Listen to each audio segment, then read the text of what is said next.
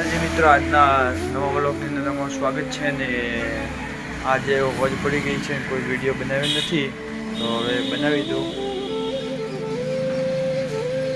My first vlog. My first વ્લોગમાં મારું નામ પ્રવીણ છે અને હું હાલવાડા ગામે રહું છું. અમારો તાલુકો ધાનેરા લાગે છે અને હું પાંથાવાળા કામ કરું છું. બીજું તમને કેવું લાગે એ અમને જણાવો.